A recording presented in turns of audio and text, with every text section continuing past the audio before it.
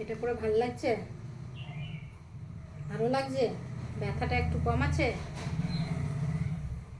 মায়ের আগে একটা হাড় ভেঙে গেছিলো পিঠে, আবার 3টে ভেঙে গেছে। পড়েও যায়নি, কিন্তু পড়ে গেলে যে হাড় ভেঙে যায় আগে জানতাম, কিন্তু এখন মায়ের এমন হয়ে গেছে হাড়গুলো সব নরম হয়ে গেছে। ডাক্তার বলছে মানে একটু 19-20 হলেই ভেঙে যাচ্ছে আর কি। তো মোট 4টে হাড় ভেঙে গেছে পিঠে। এখন এমন হয়ে গেছে বিছনায় শয্যাশায়ী পুরো, মানে ধরে ধরে কোনো রকম এই যে বসিয়েছি বেল্টের সাহায্যে, হ্যাঁ, তার উপরে পটিও হচ্ছে, প্রচুর পটি হচ্ছে, ওষুধ খাচ্ছে।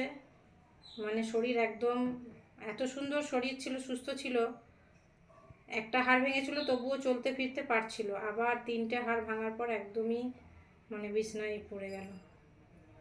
কোনো রকম উঠিয়ে বসিয়েছি, বেশিক্ষণ থাকতে পারছে না, বেল্ট পরেও বেশিক্ষণ থাকতে পারছে না, বসতে পারছে না, এমন অবস্থা হয়ে গেছে।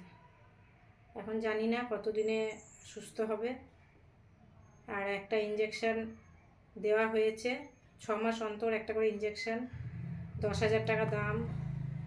সেটা অনলাইনে বুক করে 6,300 টাকা দিয়ে আবার দিতে হচ্ছে এখন, মানে 6 মাস অন্তর অন্তর দিতে হবে।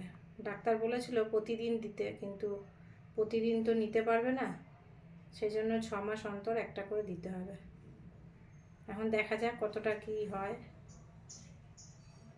ঠাকুরকে তো ডাকছি যেন তাড়াতাড়ি সুস্থ হয়ে যায়।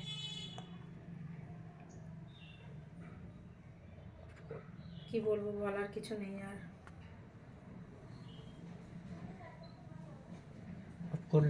আর এত কষ্ট পাচ্ছে, খুব খারাপ লাগছে, ব্যথা যন্ত্রণা, হ্যাঁ, উঠতে পারছে না, শুলে পরে ওঠানো যাচ্ছে না, এত কষ্ট পাচ্ছে ব্যথা চোটে। তো দেখা যাক কি হয় এখন।